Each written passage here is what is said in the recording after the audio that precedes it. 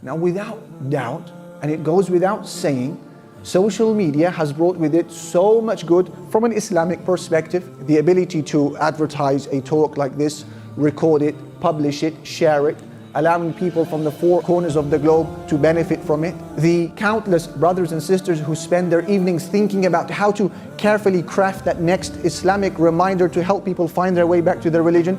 Thousands of people who found their way to Islam through social media. Quran that is recited, hadith that is promoted, misinformation that is corrected. La ilaha illallah. So much khair. And when someone does a good because of something you post, expect the same reward without any of their reward detracting. It has brought with it opportunities, not just from an Islamic perspective, from a non-Muslim, secular perspective, a business perspective, career perspective. LinkedIn, to know the other fellow professionals out there, to know your tribesmen, to know your family, to communicate with people in Palestine or in Yemen or in Pakistan, Somalia. It helps you discover who your cousins are, your aunties are, your greats are. Those who want to further their career, climb up the ladder, the corporate ladder. It helps you do that by Allah subhanahu wa ta'ala's permission. That's on one side of the spectrum, but on the other side of the spectrum, it has also brought with it a heap full of harms on the adults and on the children as well. Social media. A person's nightlife is quite ruined if you become obsessively addicted with social media. You can't sleep a proper full night anymore.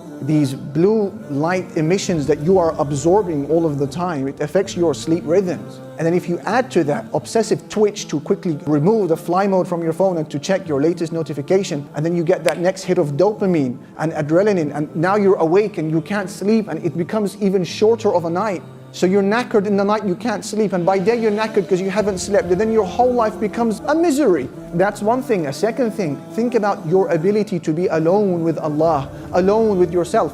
Young boys, young girls can't do that anymore because social media has, for the most part, removed that ability from us. Because every opportunity that you're not speaking to someone or working or doing something, it's an opportunity to put your hand in your pocket and to see what's going on the other side of the world. So you have no time for yourself. So with the passage of 5, 10, 15 years, you lose the ability of finding contentment with just being alone. To sit in khalwa, privacy with Allah Jalla Jalaluhu. A lot of us can't do that, especially the younger generation. You're looking outwardly all of the time, outwardly, outwardly, outwardly. And then when you're sat alone, you're looking outwardly into what the world is doing. You are unable to sit and to think inwardly for a moment about your Lord subhanahu wa ta'ala. And this is an issue. One of the greatest ways of boosting iman is learning how to sit alone, without a phone, without a friend, without a parent for a moment in your day or night. And for many of us, we can't do that anymore because we feel that there's value in us that's missing, so we try to find that value elsewhere. There's heaps of evidence now to prove beyond fact that some of the loneliest, saddest, most depressed and anxious people on planet Earth are those who use their phones, their social media specifically most. It's interesting, you think that the more friends you had online,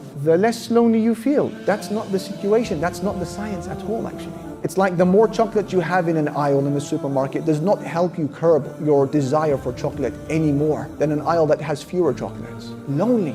Why? Because you are constantly comparing your life, your miserable or boring life that doesn't have vacations, doesn't have business, doesn't have the latest Jordans. You're comparing your life to the highlight reel of your neighbor, to the highlight reel of someone in Australia. And they've removed all of the blemishes and the flaws of their day. So they feel lonely. Social media users feel isolated. They feel inadequate. Look at how social media has, for many people, made them completely socially incompetent, especially maybe the younger generation, Gen Z. They can't hold a long and deep and meaningful conversation with you, looking at you eye to eye. That's gone. Because over the passage of years, when you're obsessively using social media, what happens? Your mind now is hardwired and short-circuited to only be able to deal with short comments, LOLs, thumbs up, likes, hashtags, shares, and you lose the ability to become an interpersonal human being. You can't do it anymore. So social media teaches you that if there's a problem in your relationships, don't worry, you can just get out of it. Just click the block button. End of story.